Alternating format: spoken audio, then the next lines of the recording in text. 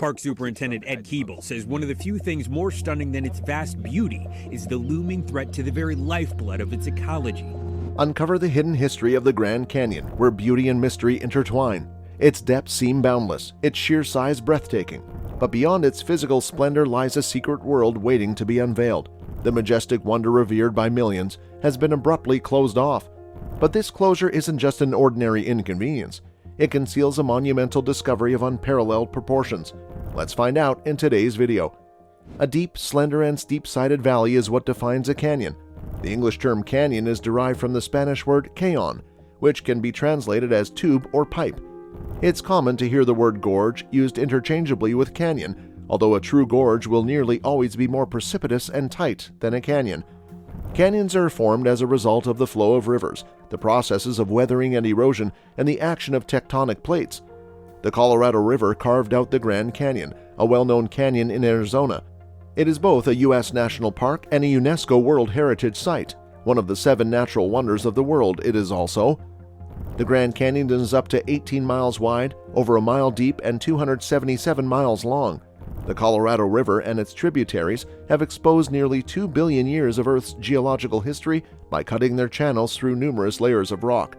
According to available data, the Colorado River began carving out a path through the canyon at least 17 million years ago. Since then, the Colorado River has kept eroding and shaping the canyon to the point that we can see it now.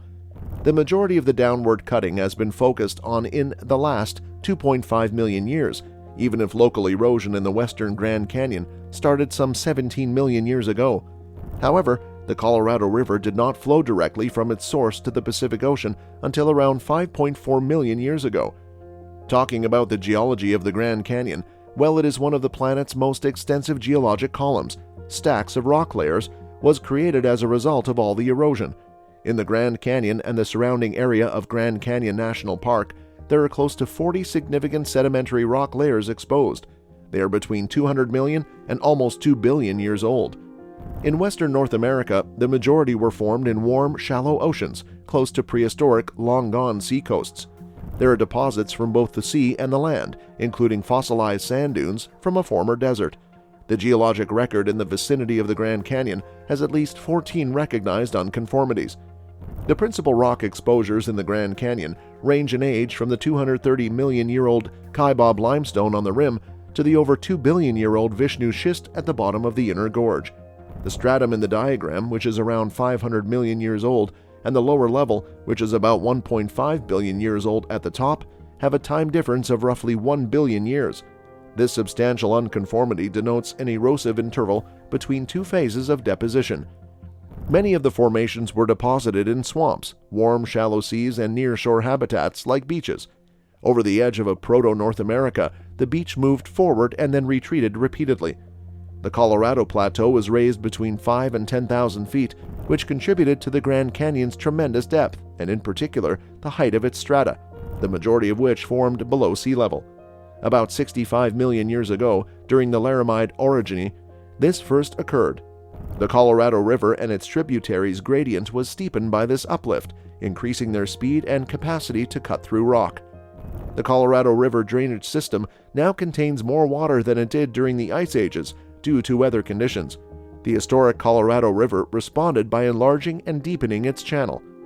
When the Gulf of California opened 5.3 million years ago, it altered the base level and course of the Colorado River, or its ancestral equivalent. This accelerated erosion and reduced the Grand Canyon's current depth by nearly all of 1.2 million years ago. The boulders' varying resistance to the passage of water is what gave them their stepped appearance. The volcanic activity covered the region between 3 million and 100,000 years ago with ash and lava, at times totally blocking the river. The youngest rocks in the canyon are those that are volcanic. On the 6th of May 2023, residents on or around the Glen Canyon Dam reported that they could feel it shaking and hearing it roaring over a period of 3 days toward the end of April. Some people described the event as intense and awesome. Larry Stevens heard a wind that sounded like a storm below where the turbines and bypass tubes were blasting water at such a volume and such a rate, 39,500 cubic feet per second, that the water was being blasted. Even the strongest boaters would not dare to reach this area. It was like a lot of elephants stampeding by every second, recalled Stevens. who has visited the water the dam keeps, Lake Powell, and the wonder of the world downstream, the Colorado River through the Grand Canyon, since the 1970s.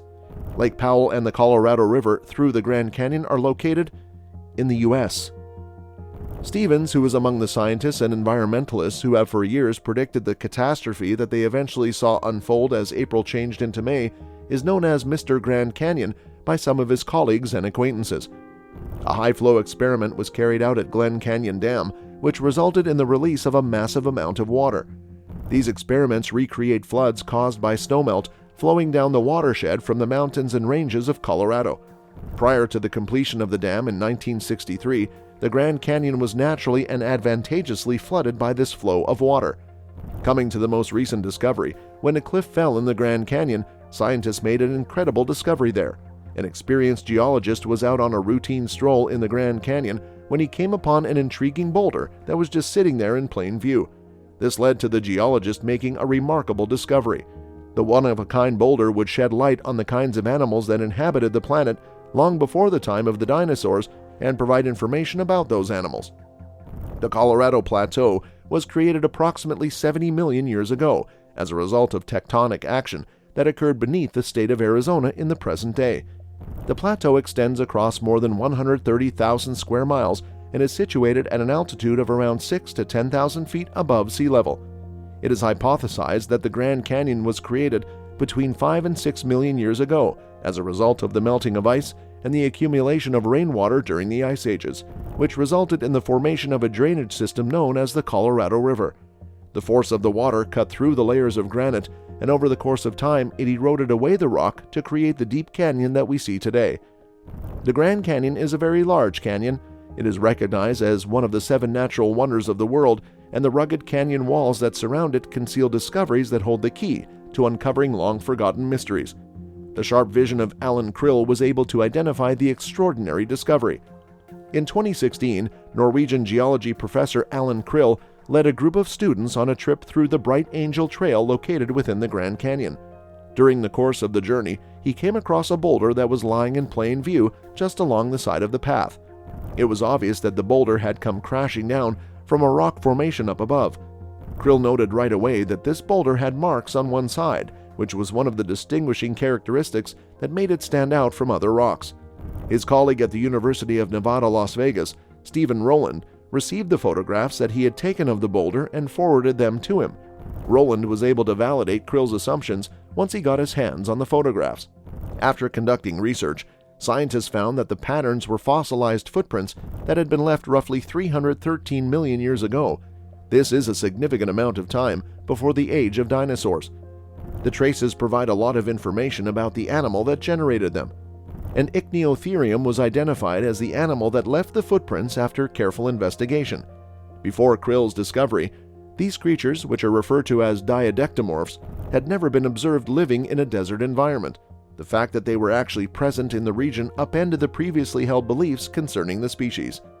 Heitor Francischini, a paleontologist, stated in 2019 that the diadectomorphs were not expected to live in an arid desert environment because it was believed that they did not possess the classic adaptations for being completely independent of water.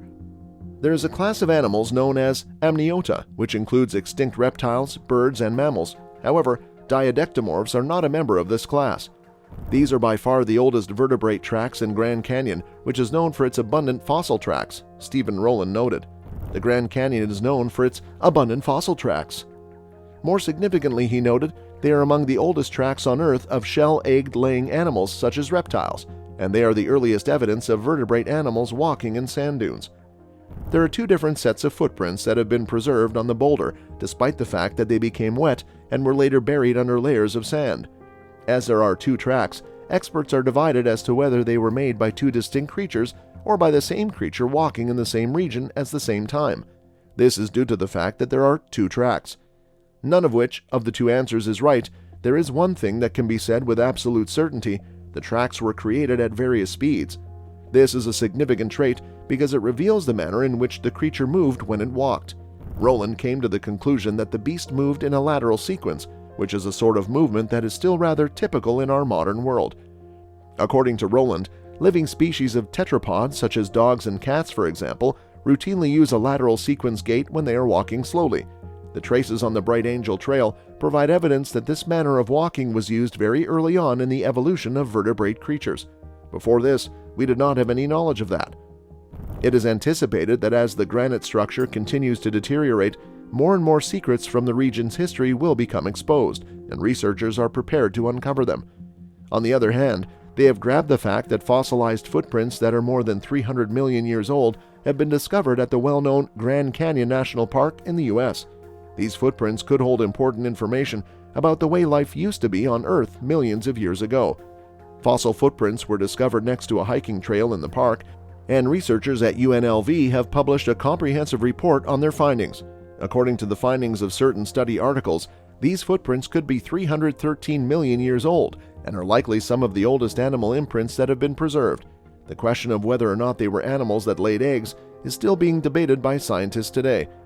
It is a significant find that may point to the earliest evidence of creatures walking on sand dunes and may inform researchers of a time period in which the animals were able to lay eggs outside of water.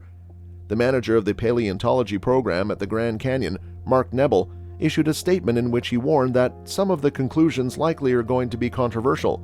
Regarding interpreting tracks, reading the age of rocks, and especially interpreting what kind of animal generated these traces, there is a lot of dispute in the scientific world. The claw traces that were left on the rock are highly distinct and are most commonly seen among living reptiles. This is one of the primary reasons why researchers are predicting that these footprints belong to some kind of animal that lays eggs. The statement, "I think our interpretations will hold up very well," was attributed to Steve Rowland, who was a professor emeritus of geology and was quoted by the Associated Press. The rock currently rests in a location that is conveniently near the Bright Angel hiking trail. Now, researchers are looking into ways to either label it en route or, even better, move the marked rock to a nearby facility or museum so that they can conduct additional research on it. Scientists and other researchers have in the past found tracks that are very similar to these on a variety of different terrains on Earth. That's all for the video today. We will be right back with more such videos. Don't forget to give this one a thumbs up and subscribe to our channel. Thanks for watching.